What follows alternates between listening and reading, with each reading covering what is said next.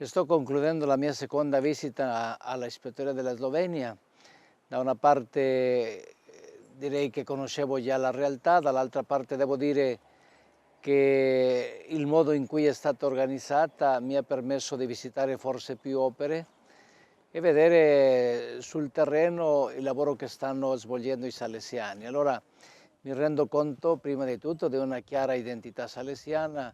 sia per lavoro e strutture, offerte chiaramente educative per i ragazzi.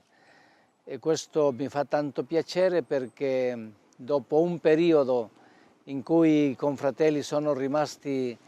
molto condizionati dal regime in modo tale di non poter svolgere se non il ruolo di parroci, ecco, viene una vera sintonia con quello che è il carisma salesiano. Questa ispettoria ha spiccato sempre per una grande missionarietà, girando il mondo salesiano devo dire con gioia che trovo tanti confratelli che appartengono a questa ispettoria e che spiccano proprio per uno zelo pastorale, anche una santità di vita. Oggi avremo la grazia di celebrare lì a Rakovnik un po' la festa dei beati sloveni, tra altri il nostro servo di Dio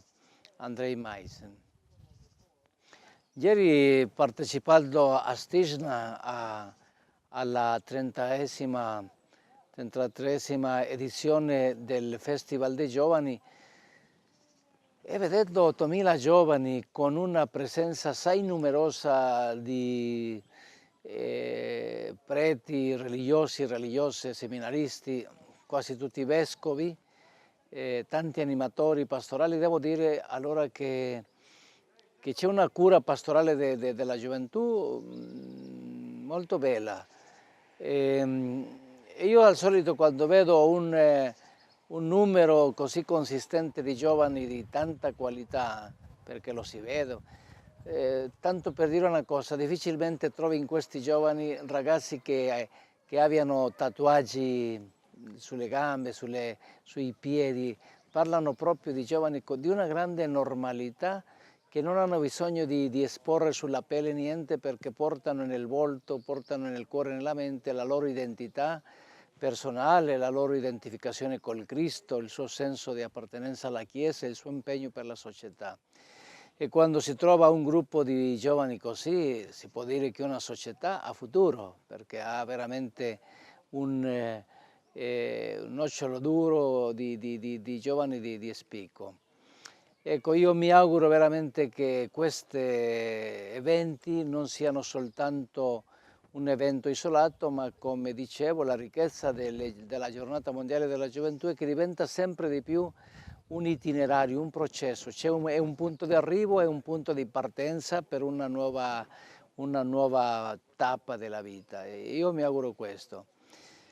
Non posso non dire che resto un po' perplesso per il fatto della mancanza di vocazioni, cioè che malgrado tanti giovani così direi